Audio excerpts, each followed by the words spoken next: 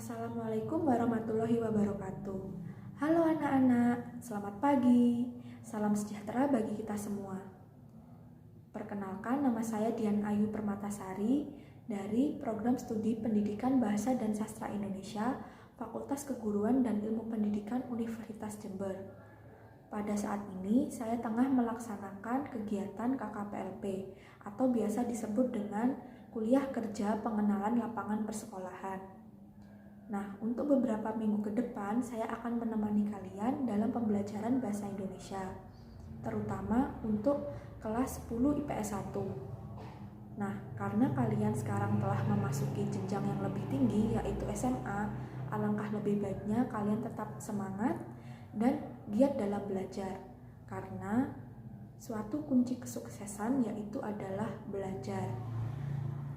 Nah, anak-anak, kalian juga harus tetap menjaga kesehatan ya, dengan mematuhi prokes 3M, yaitu mencuci tangan, menjaga jarak, dan memakai masker, agar kita semua terhindar dari berbagai virus yang menyebabkan berbagai penyakit.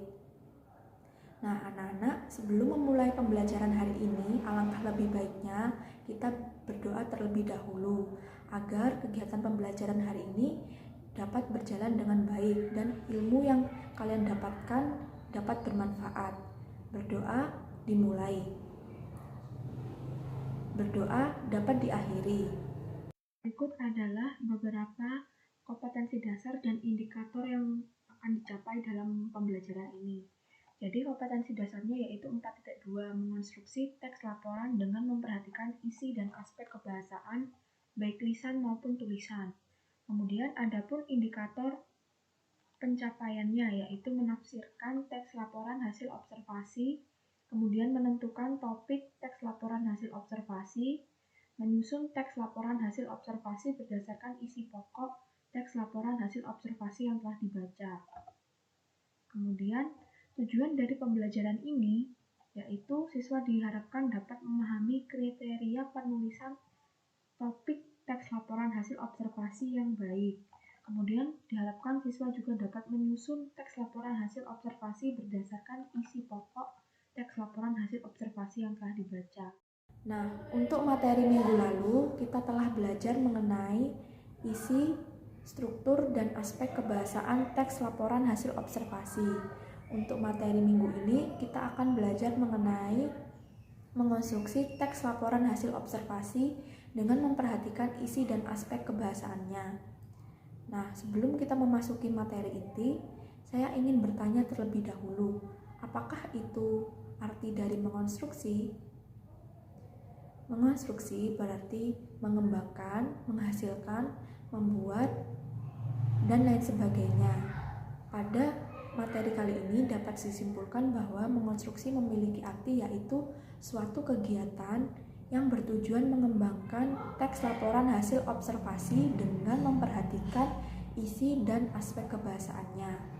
Nah, untuk itu, langkah pertama yang dilakukan dalam mengembangkan teks laporan hasil observasi yang pertama yaitu kita perlu membaca dan memahami isi teks laporan hasil observasi dengan mencari informasi penting yang terdapat di dalamnya. Informasi penting tersebut berupa gagasan pokok dan gagasan penjelas. Gagasan pokok adalah pokok pikiran yang menjadi inti dari sebuah paragraf tersebut, sedangkan gagasan penjelas merupakan gagasan yang memberikan argumen pendukung atau penjelas dari gagasan pokok.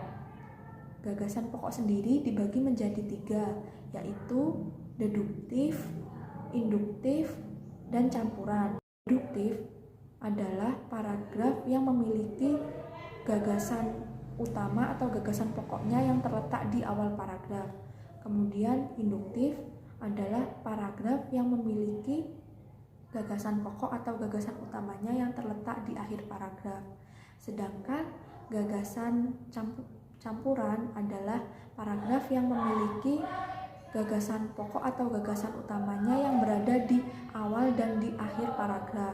Berikut akan ditampilkan contoh dari gagasan pokok yang terdapat dalam sebuah bacaan yang berjudul Wayang. Berikut adalah contoh gagasan pokok dan gagasan penjelas yang terdapat pada teks yang berjudul Wayang. Misalnya pada paragraf pertama, wayang adalah seni pertunjukan yang telah ditetapkan sebagai warisan budaya asli Indonesia. Nah, ini disebut sebagai gagasan pokok karena ini merupakan pokok pikiran atau inti dari suatu kalimat yang terdapat dalam paragraf. Kemudian gagasan penjelasnya, UNESCO, lembaga yang mengurusi kebudayaan dari PBB, pada 7 November 2003 menetapkan wayang sebagai pertunjukan mahakarya dunia yang tidak ternilai dalam seni bertutur. Ini disebut gagasan penjelas karena ini merupakan pengembangan dari gagasan pokok. Nah, kemudian selanjutnya yang paragraf kedua yaitu para wali songo penyebar agama Islam di Jawa sudah membagi wayang menjadi 3. Wayang kulit di timur, wayang wong atau wayang orang di Jawa Tengah, dan wayang golek atau wayang boneka di Jawa Barat. Nah, ini juga disebut gagasan pokok karena ini merupakan pokok pikiran dalam suatu paragraf. Kemudian gagasan penjelasnya yaitu penjelasan tersebut disesuaikan dengan penggunaan bahan wayang. Wayang kulit dibuat dengan hewan kulit ternak, misalnya kerbau, sapi, atau kambing. Wayang wong berarti wayang yang ditampilkan atau diperankan oleh orang. Wayang golek adalah wayang yang menggunakan boneka sebagai pemeran tokoh. Selanjutnya, untuk mempertahankan budaya wayang agar tetap dicintai seniman, mengembangkan wayang dengan bahan-bahan lain antara lain wayang suket dan wayang mepekar. Nah, ini juga disebut sebagai gagasan penjelas karena ini merupakan pengembangan penjelas dari gagasan utama atau gagasan pokok. Nah, selanjutnya yaitu pada paragraf ketiga.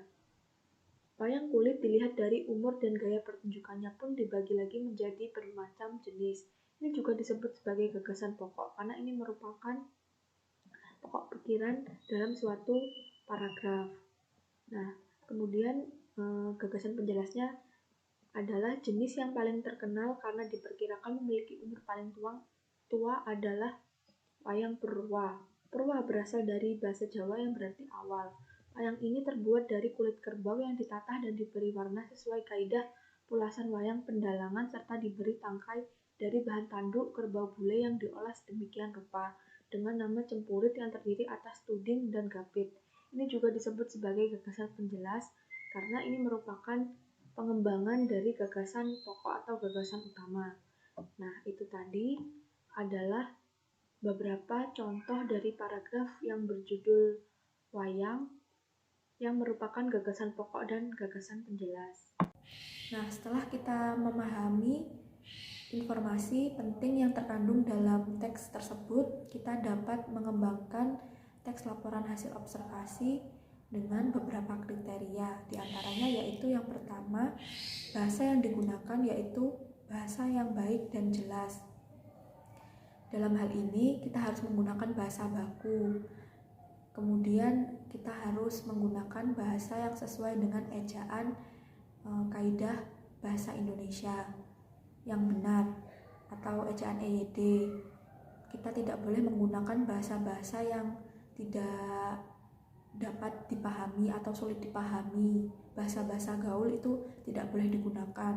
Kemudian langkah selanjutnya yaitu tidak menimbulkan salah pengertian. Jadi isi dari teks laporan hasil observasi ini harus berisi informasi penting atau berisi penjelasan-penjelasan yang sangat detail agar tidak menimbulkan salah pengertian dari berbagai pihak yang membaca.